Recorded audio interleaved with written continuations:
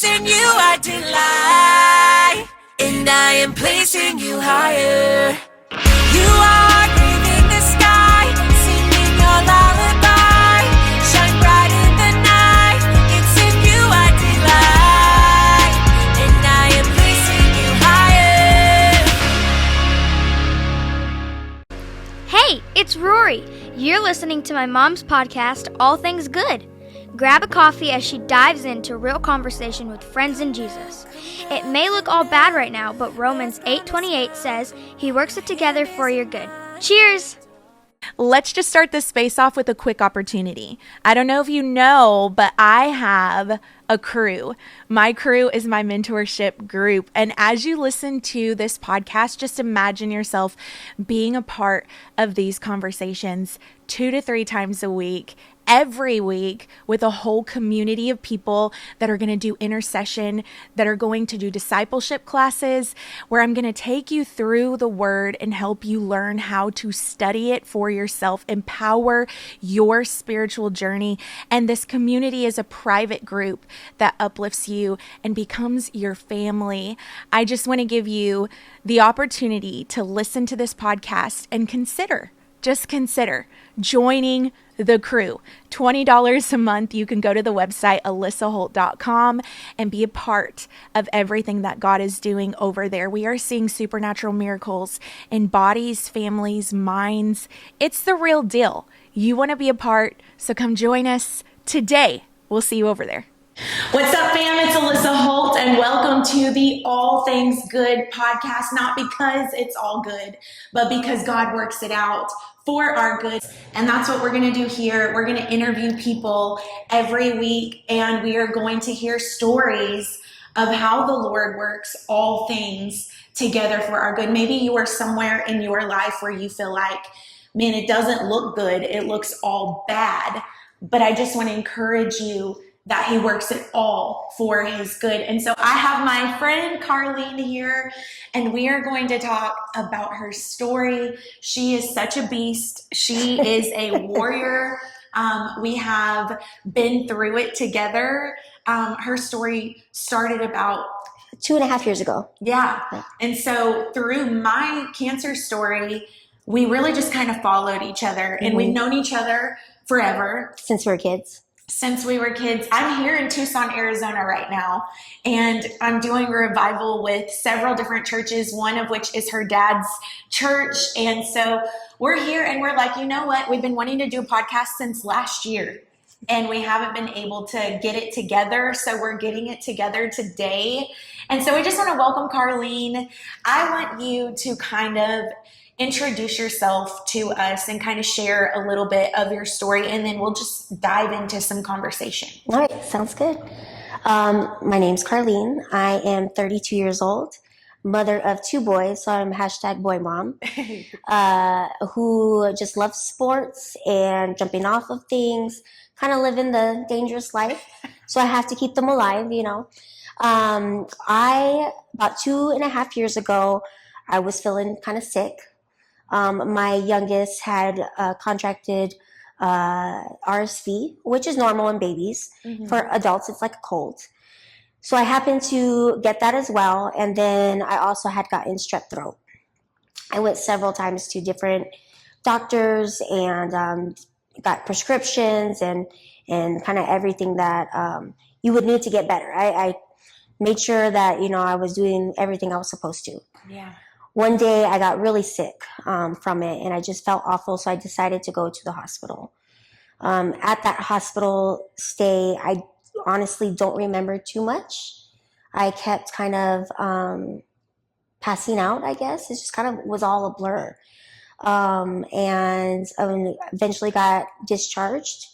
I was prescribed medication, and my husband went to go try to find that medication all over town. Turns out no one had it. Not even the hospital had it. So they had sent him to go find it, pretty much. And then during that time, about 7 hours later, we had to call the ambulance because I wasn't breathing very well. By the time the ambulance came and got me, my oxygen was in the 60s. From what I remember, I think I was passing out. I'm not too sure. I just things kind of just was a blur, and I kind of went back and forth. I remember some things and then I don't. The next memory I have is I was in the ambulance, and that time it was like COVID precautions, so not a lot of people, my husband couldn't come with me. It was just me in the ambulance, and I live right next to our freeway. And I remember seeing the top of the bridge for the freeway. And I remember hearing the EMT say, "We have a code 3." And then next thing I know, I hear sirens. And then I remember them just speeding. And that's the last memory I have up until I'm in the hospital. And I remember a doctor, a woman, was like shaking me to wake me up. She goes, "You need to wake up. You need to wake up. Your husband's here because we're going to put you under." And so next step, I just see Rudy's face and he's crying. And he's looking so confused. I don't know why he's looking confused. I'm just kind of there. I kind of woke up to all this. Tons of people in the room.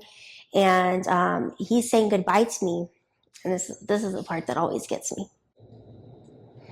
He's saying goodbye to me. I remember putting my hand on his face and just saying, "It's going to be okay." And then it just went black.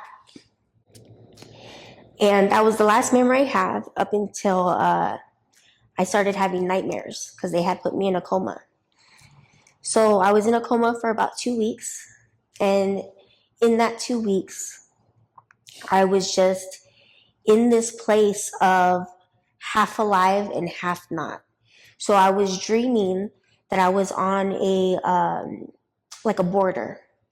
And I was in like a processing center. And in the processing center, it was humans, and it was also like these ogres, these creatures. I don't know how to explain it, but the closest thing that I can tell you what they look like is like Shrek from ogres, but like 8 feet tall. Wow. Some like broken arms, but that's how they like would walk and stuff like that. So now, years later, I'm realizing it was a spiritual thing that I was in. Mm-hmm. I was in this place of spiritually of life and death, and I was seeing both realms, right? Yeah. And it's so like prophetic that I was in this processing center, and some people were getting sent this way, some people were getting sent this way. And things kept happening in those 2 weeks that was happening physically, and I was hearing stuff, but as I was dreaming, it was correlating in my dreams.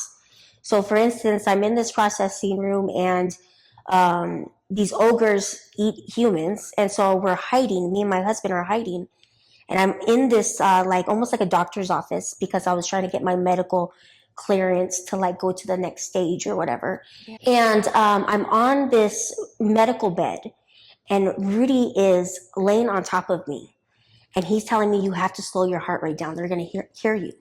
Like, you have to calm down, calm down." So once I was awake, Rudy tells me, "Yeah, there was these times where your heart rate was going crazy, and I would just sit there and pray and tell you, you have to slow it down, you have to calm down." So this is why it's so important on who you marry, because are you going to have someone that, doesn't know what to do, or are you going to have someone that's going to fight with you? You know what I mean? Yeah.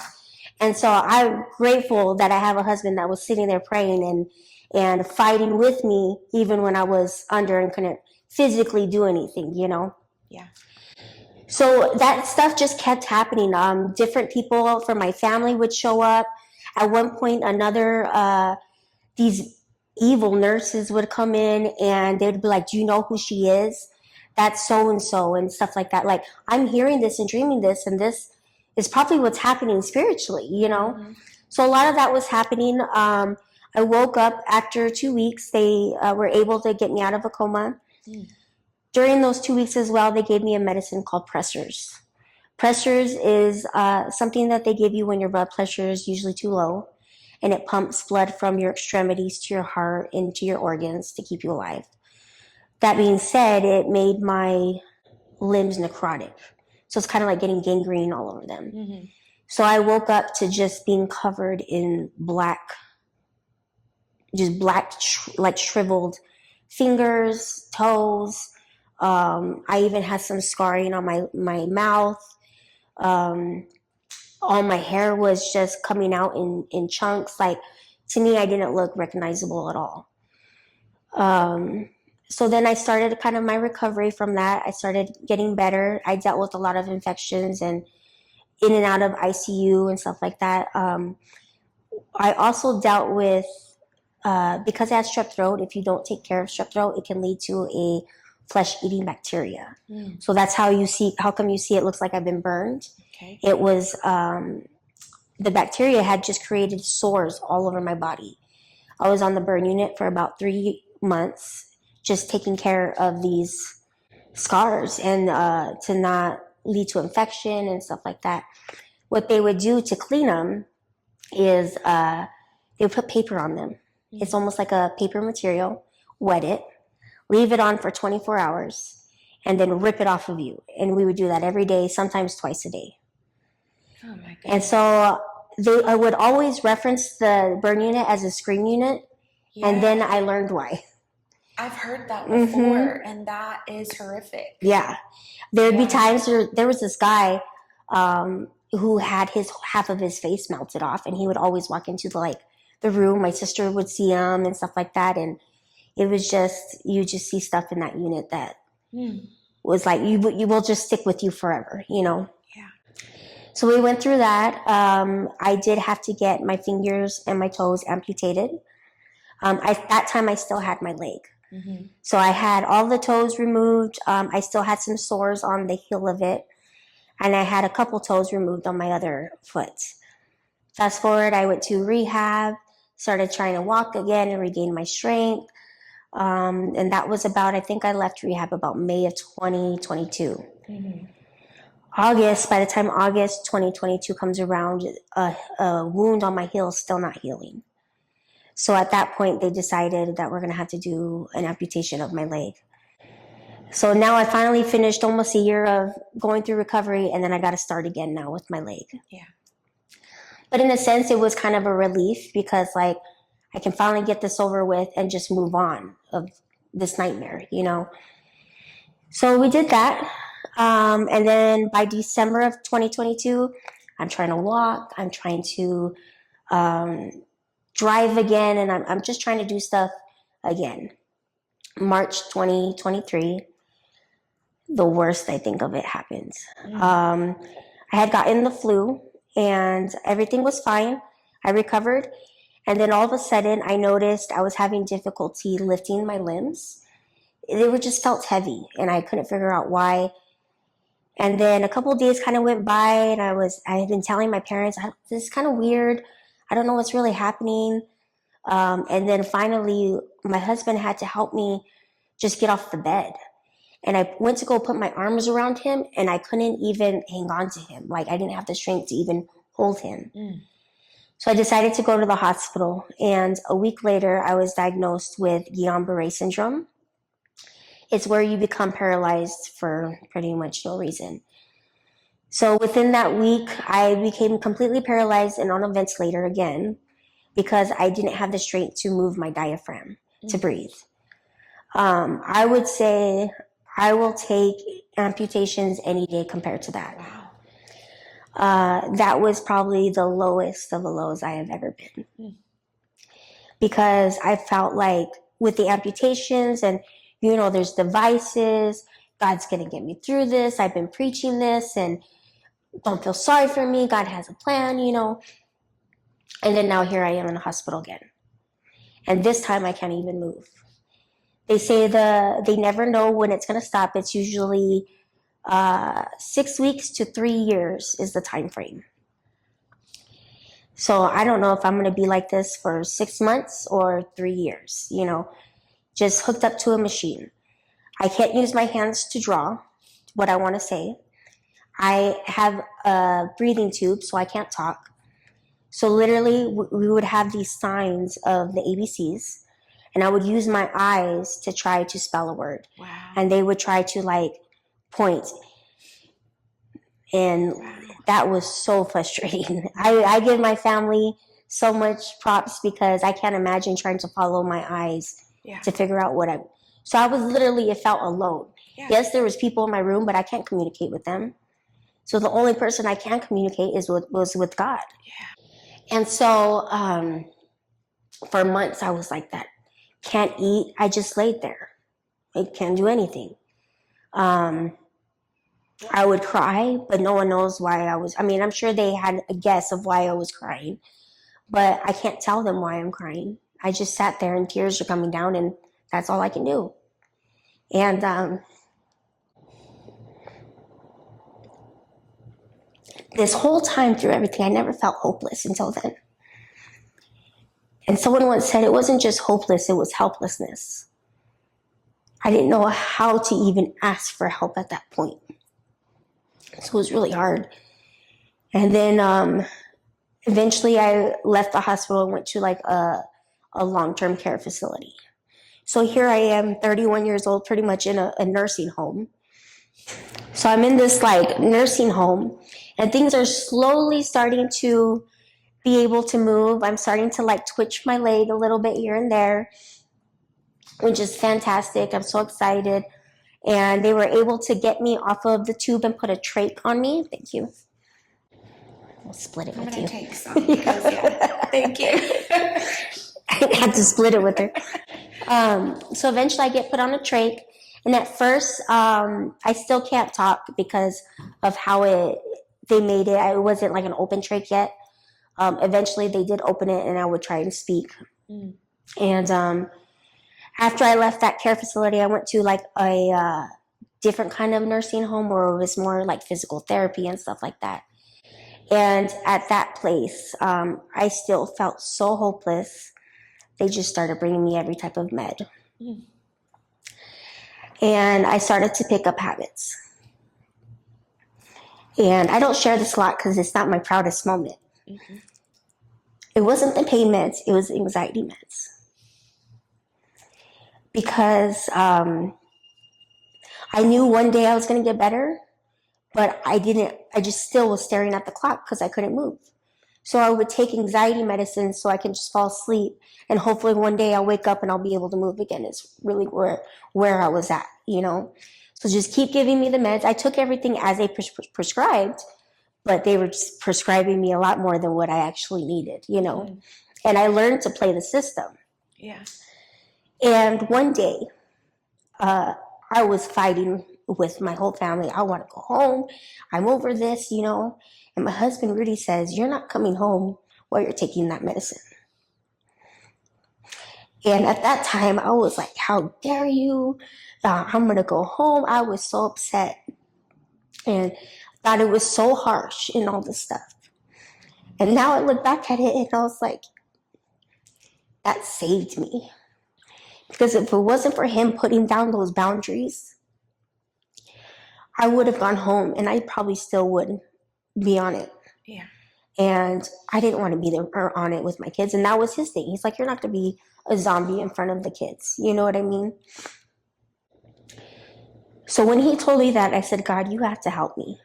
Because all I want is to be on those meds and just to pass the time. Like, you're going to have to take this craving from me, you know? And at that moment, I believe it was like a week or two later, I had pretty much cut them almost completely out of my rotation of meds, you know. Yeah. I had decided that I wasn't going to live like this. And if God is who he says he is, then he's going to help me get through this. Yeah. I just have to rely on him. I can't do it on my own. And so at that point, I really haven't even had a craving or anything since. So, yeah, but that was probably, because I went through all these different pain meds with all the burns and, you know, I never expected to be addicted to anxiety medicine. And so that one was a tough one. It is. I don't think people understand. I said it last night when I was preaching at Calvary. I said that there's more people mentally sick than they are physically sick. Mm-hmm.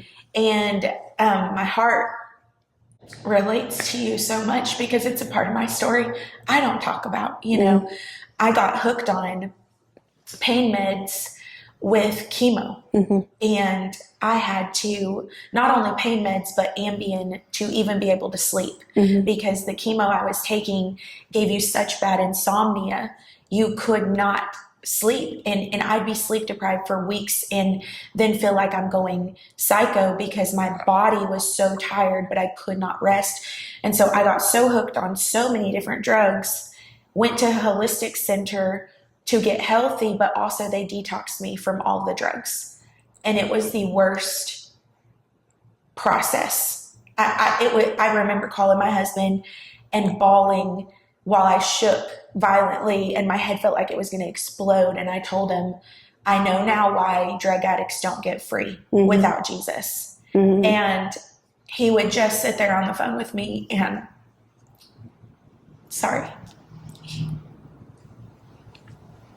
he would just sing worship over me while I just laid there, detoxing. But when he died, that's when I got hooked on anxiety pills because I could not function at all. And that was a whole different struggle. Like you just said, like all the pain meds was one thing, but the anxiety meds, getting over the mindset of I've just got to make it to the next day. And I remember the day that it broke for me was where your husband came to you and gave me like a spiritual wake-up call. My dad gave me a spiritual wake-up call because my doctors were, they just were brokenhearted. They had seen me go through like 3 years of cancer only to lose my husband 4 months later after a double mastectomy. So they were just like, any medicine you want, here's a prescription. Yeah. So I could call them, I could text them, and they would put it in, and I got so dependent on it that I could not function without it. And I was pairing it with wine. So I remember one night I was sitting, and I've never told this story ever publicly, but I feel like now, a year and a half later, it's time for me to start sharing the true side of going through the bad and God turning it to good. There's some things you hold to yourself for a season, and then the Lord will release you to start sharing it. But I remember I was sitting outside on the porch. It was 40 degrees out. I took 2 anxiety pills, and I drank half a bottle of wine. And I fell asleep outside in 40-degree weather with a tank top and sweatpants on. And my parents were living with me. And my dad found me outside on the porch, and he thought I was dead because I was so cold, because I had been out there for hours and I was unresponsive. And he came out and he grabbed that bottle and he went straight to the sink and poured it down the sink. And then he came back outside and picked me up and sat me down at the kitchen table and said, you're not even going to bed. You're going to sober up and we're going to pray through this. He said, because this is not how we're going to grieve. This isn't how you're going to cope. And I'm so thankful we have people in our life who recognize it's the enemy that we fight spiritually and can come in and see that there are genuine things that we fight. And spiritually, we have to have people to uphold us. And from that moment forward, the Lord began to give me a strategy in how to taper off the anxiety meds. And it was just weeks, just like you. I was completely off of them, and I never went back on them again. Okay, let's just take a quick pause because I'm not sure if you're aware, but in 7 days on Thanksgiving Day, my brand new book, I Win, Faith Ain't Fair, It's a Fight, is available on Amazon and Kindle. And if you pre-order it today and all the way through Thanksgiving Day, you get the introduction and first chapter on audio via email. If you've been in the fight for your life, this is the book for you. I literally take you through 8 specific strategies concerning your faith fight to do what the Word of God says to do. If you're believing God for anything and it has been a struggle, whether it's an emotional fight, a relational fight, a spiritual fight, a mental fight, or a physical fight, this book is for you. I start out every chapter with a journal entry from my cancer journey. It's very raw, it's very real, it's very vulnerable. I share so many details of what it looks like to truly walk out trauma in order to see triumph. And if you've seen my story, you know the faith fight is not done. I became a widow only 4.5 months after my cancer journey ended, and my husband decided to move in with Jesus. So go get the book, because it's going to encourage you concerning your faith fight. And I hope that it will be a gift to your life. Pre-order it now, 7 days. I can't wait.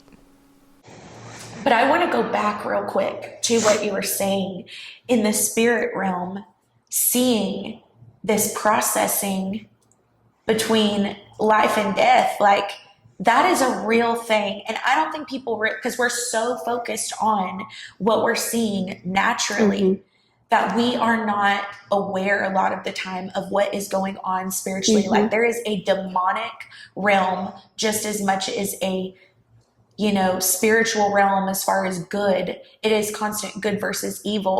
It reminds me of Lord of the Rings almost. That's what I feel like. So I feel crazy telling people this because I get like looks and stuff. I'm like, I promise you I'm not crazy. Like, this is real, Yes. But it was literally like these ogres. Like, that's the only thing I can describe them as. I feel like people in Hollywood are more prophetic than we give them credit for. Yeah. And when I watched Lord of the Rings, I felt Jesus in that. I really did. I felt like it was a picture of the spiritual realm and what is really happening. You know what reminds me of kind of what they look like too? This is such a teen movie, but Ella Enchanted. Yes. Okay, when she's in the ogre field, that's how big they were to me and stuff.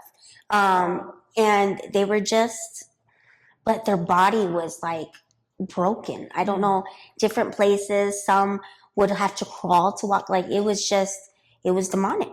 That's the best thing I can describe it as. What I find interesting though is that you had authority over them. Like, you were able to come out of that, and the people around you I think it's so important to have, when you're going through the bad, in order to come out of it, you have to have people that are going to fight for you spiritually. Absolutely. And I think so many people don't understand, like, you can't just get in a room with people. In this case, you were physically not even able to wake up, but how much worse it would have been if your family came in a room and just fed all of the death and all of the depression by just grieving over you and just mourning you, instead of standing in the gap and saying, no, we're going to fight for her. She's not going out like this. I think that so many times we don't even realize who our company is so important when it comes to overcoming. Well, it's so funny. And sometimes when I was going through the paralyzation, I had a family member come to visit me, and we got somewhat talking. At that point, I couldn't really talk too much or anything like that. But they're holding my hand, and I remember them pretty much giving me the okay to give up. And that night, I started having, I just, like I was going to die. Not that I wanted to die or anything like that, but I just knew that that's the night I was going to die. And another family member who sees stuff spiritually and is just on a whole nother level with God. Like, he's amazing. And he came to visit me. And I remember him looking at me like that. And I'm just like, why is he staring at me? That's all I was thinking. Later, to come find out, he says that he was seeing me, and it was like I was a skeleton. And he, right then and there, he started rebuking death, the spirit of death, to leave the room. And I just remember falling asleep. I don't know if he was there for a couple hours or how long he was there for, but really just came against what was spoken just a few hours before. And after that, that's when things started to change and it started to get better.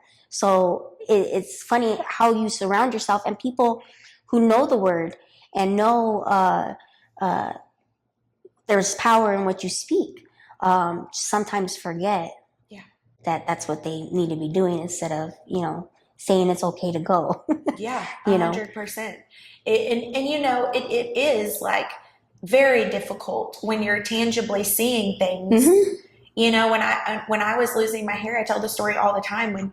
When I lost my hair and I like gained a ton of weight, I was 70 pounds like heavier than what I was normally. And you have these wounds and you have these scars. It is so hard to fight for yourself because your eyes see something different than what your spirit is believing for.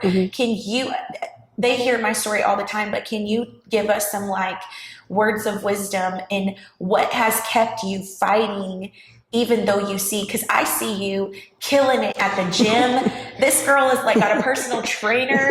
She's in the gym like with a prosthetic, like literally doing weights, and she's out there driving her car. She's doing eyelashes and doesn't even have fingers. Like she's fixing to do my lashes in a couple of days.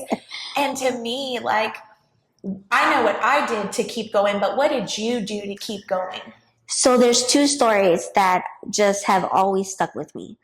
The first one was right when everything happened, I had a fellow amputee come to visit my house and visit me and try to just talk through whatever, if I had questions or whatever, which so sweet of them. I'm so glad they did. But one thing they said she's crying and she's like, I've gone through this for 5 years now and I'll still be crying in 5 years. And right then and there, I had put in my mind, in 5 years, I don't want to be crying still. That's so good. I choose right now to live differently. That's so good. And that right there is what changed my whole mindset. It made me where someone was like, oh, you can't do that. I say, bet.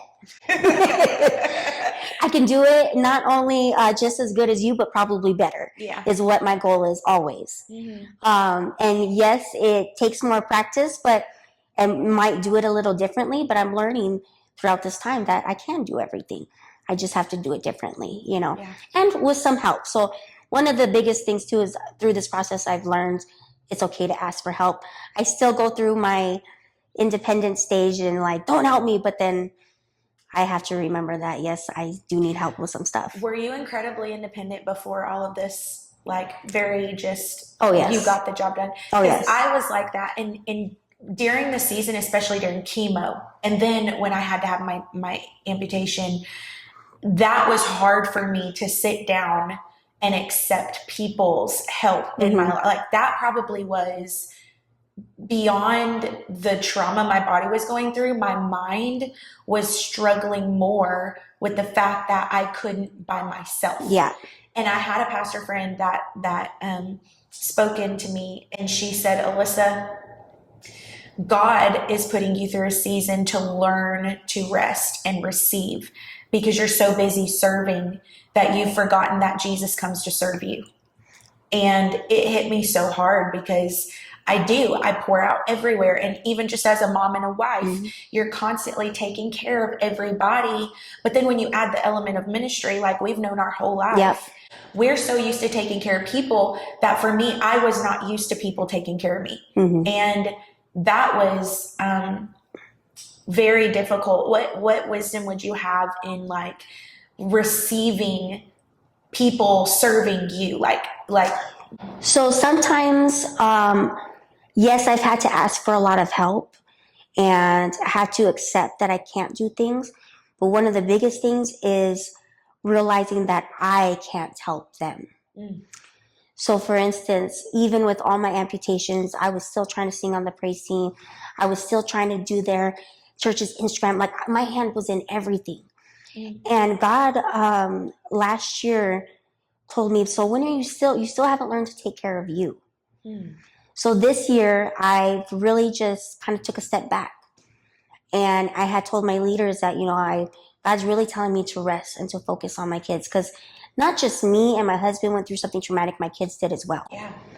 So I had to put them first, put my husband first. And by doing that was by building my endurance, how tired I get throughout the day. That's why I'm so adamant about going to the gym, is because I want to be able to kick the soccer ball with my kids. Yeah. You know what I mean? And so it's not just because I want to do it for myself, but I'm doing it for them as well.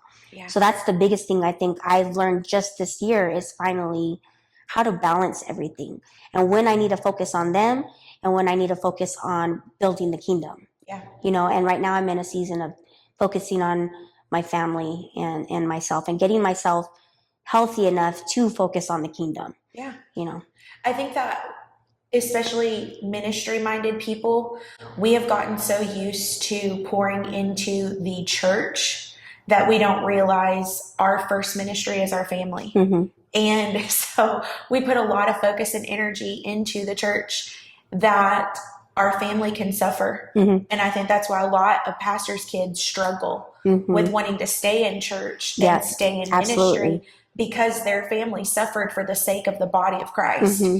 And, you know, I kind of want you to speak into that because I think that especially when we have an anointing to do something and we're used to doing things like you did worship and you did so many things in the church and you're having to lay those down for a season, not forever, Mm-hmm. but for a season to say, okay, my family is the priority now.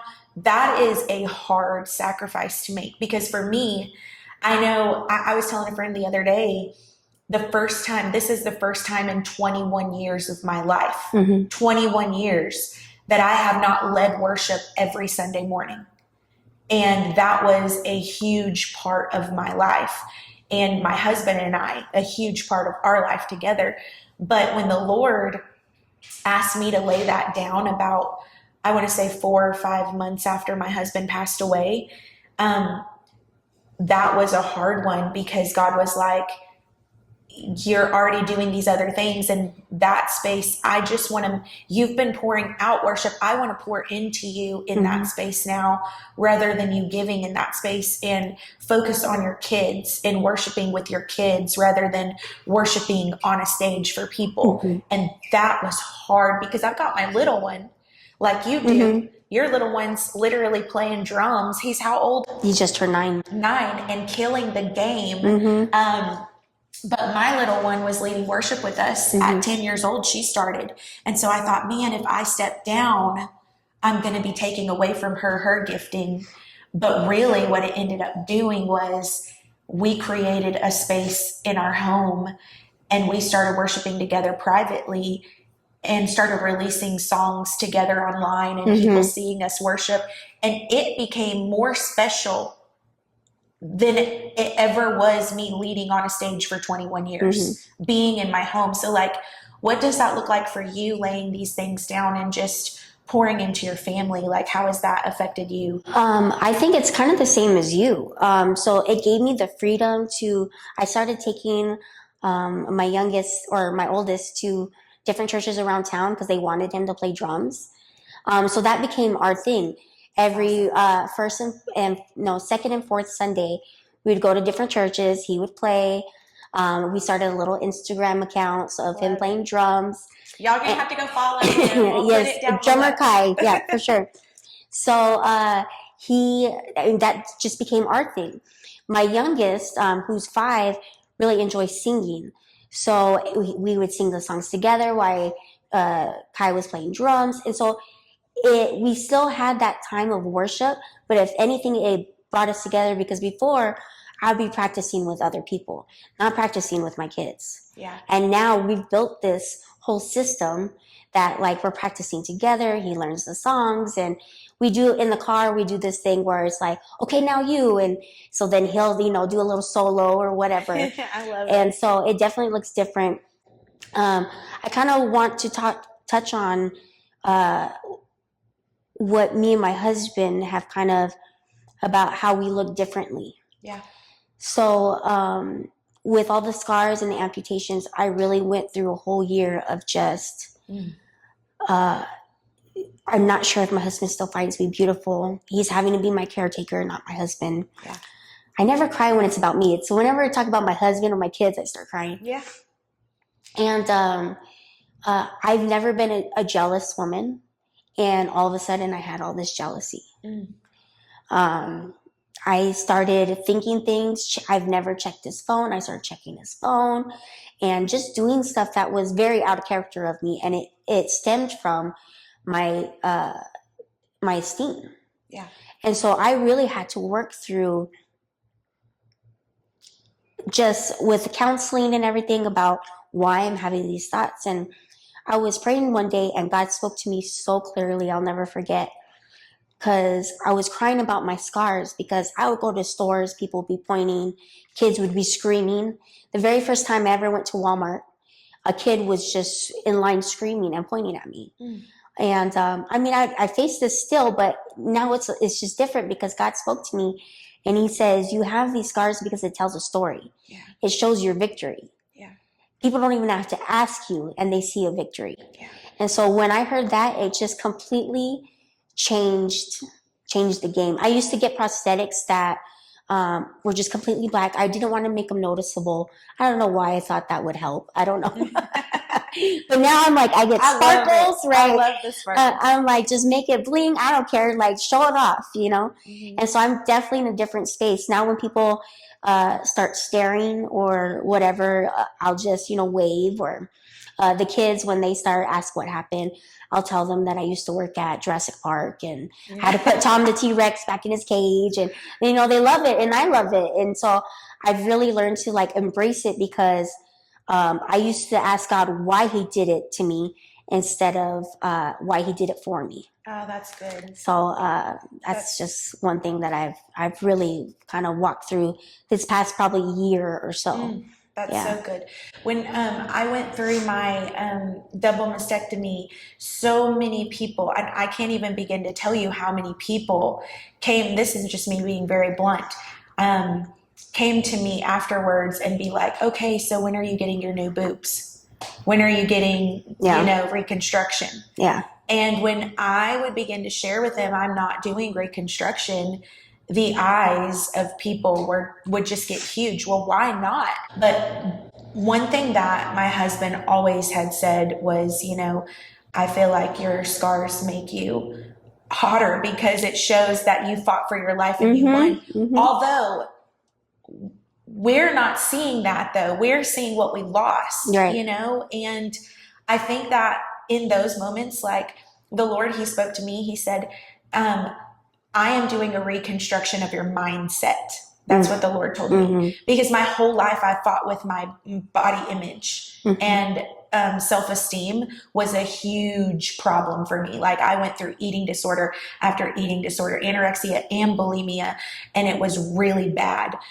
So then you get to where you've overcome all that, and now you're losing body parts, and it throws you back into old habits of like, well, now I've got to be the skinniest little, like last year when I was here, I was underweight. I was skin and bones because one, I was grieving my husband, but two, I was still trying to cope with this new body. And I got thrown back into an eating disorder that I've never talked about. And just overcame that like in the last 6 months and put weight back on. And it's still a struggle in my head because you have to do a constant, are you finding that still the Lord is still reconstructing your mind and how you see yourself? Oh, yeah. So it's not like a magical, I see the victory. Like you have to put yourself in remembrance of the victory every day. How do you do that? Because I know for me, I'm having to, even just looking through pictures and videos to remind myself of where I've been. Like yesterday, I told you I was struggling with my curly hair and my dad yells from the bedroom, remember when you were bald and had no hair? Like remembering where you've been to celebrate where you're at. Like, how are you doing that? Well, I would say remembering just like that, but it's funny because today my husband, I was saying how like busy I was yesterday. I didn't stop. And he's like, well, do you feel sick? And I said, no. He's like, are you tired? And I said, no. He's like, then why are you complaining? That's good. And I was like, you're right. You're right. Yeah. So I also have an accountability partner somewhat, right? So who just like puts me back in check. And another thing I think, like when I can't do something, I have a bad habit. I'm just going to say I have a bad habit of when I get mad, I tend to close my cabinets a little harder than what I should. And so when I get mad and I can't do something and I'm about to do that, right? And then I look and I'm like, thank God I still have a palm at least to close these cabinets. Yes, Lord. And so then I think that's I just have to just keep changing my mindset every time when I start to feel frustrated or remembering about what I've lost. I think about how many people's out there who have no arms, who have no legs, who are surfing and snowboarding. And, if they can do it, I can do it. So pick yourself up, And then same with that story I told you about the lady. I don't want to be in 5 years from now still frustrated.